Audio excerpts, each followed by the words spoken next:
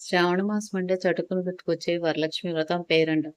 అక్కడ ఇచ్చే శనగలు తాలింపుగానో, మరీ ఎక్కువగా ఉంటే కూరలుగానో మరి ఈ నెలంతా సందడి చేసే శనగల్లోని పోషకాల గురించి ఎంత చెప్పుకున్నా తక్కువే. అందుకే శనగలతో చేసిన పాల నుంచి బట్ట వరకు ఎన్నో ఉత్పత్తులు అందుబాటులోకి వస్తున్నాయి ఇప్పుడు.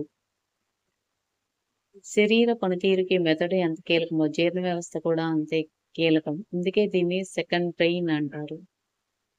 ఇక్కడ ఉండే ఆరోగ్యకరమైన బ్యాక్టీరియాను చురుగ్గా ఉంచి మన గట్ హెల్త్‌ని కాపాడే శక్తి శనగలకు ఉందట. అందుకే వీటిని ప్రీబయాటిక్ ఫుడ్ అంటారు వైద్యులు.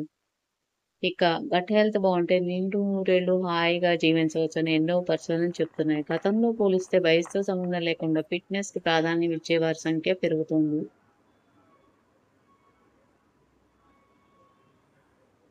వీళ్ళ ఎజెండాలో ముందుండే అంశం బరువు తగ్గడం. అలా బరువు తగ్గాలనుకున్న చాలామంది అన్నము, రొట్టెలు లాంటి కార్బోహైడ్రేట్‌లు ఉన్న ఆహారాన్ని పక్కన పెట్టి ప్రోటీన్ ఉన్న ఆహార పదార్థాలపై దృష్టి పెడుతున్నారు. ఇందుకోసం కొంతమంది మార్కెట్‌లో దొరికే ప్రోటీన్ పౌడర్‌లు ఎంచుకుంటే, మరి కొంతమంది మాంసం, గుడ్లు మాత్రమే ప్రోటీన్ ఇస్తాయంటూ వాటినే తీసుకుంటున్నారు. కానీ ఆ అభిప్రాయం తప్పు. శనగలు కూడా ప్రోటీన్‌ని పుష్కలంగా అందిస్తాయి.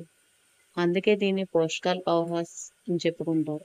పూర్ మ్యాన్స్ ఆల్మండ్ అని కూడా అంటారు.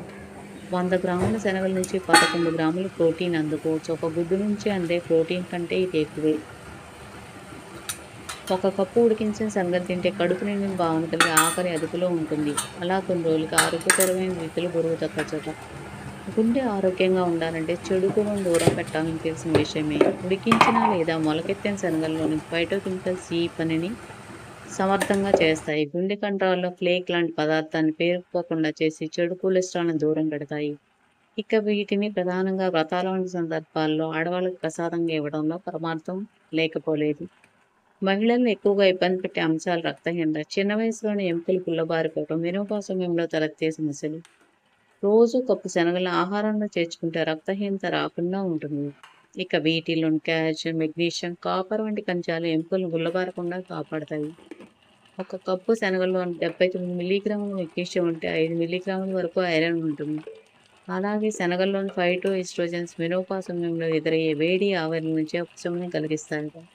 వయసుతో పాటు వచ్చే మతిమరుపు సంబంధిత జబ్బుల నుంచి బయటపడటానికి ఇవి ఎంతగానో ఉపయోగపడతాయని శాస్త్రవేత్తలు అంటున్నారు. తాలింపు వేస్తే కాసింత తింటాం, కూరగా చేస్తే ఒక రోజు తింటాం. కానీ రోజు వీటిని ఎలా తింటాం అనే సంశయించే వారికి ఇప్పుడు శనగలు అనేక రూపాల్లో దొరుకుతున్నాయి. బరువు తగ్గాలనుకునే వారికి ప్రోటీన్లు ఉన్న శనగల పాలు దొరుకుతున్నాయి. సాయంత్రం చిరుతిండిగా చేసుకోవాలనుకుంటే పాప్కార్న్, అటుకులు, పప్స్, చిప్స్ రూపంలోనూ వస్తున్నాయి. చిన్నారులు ఇష్టంగా తినేందుకు వీలుగా షుగర్ కోటెడ్ శనగలు, ఐస్ క్రీమ్, చాక్లెట్లు లభ్యమవుతున్నాయి.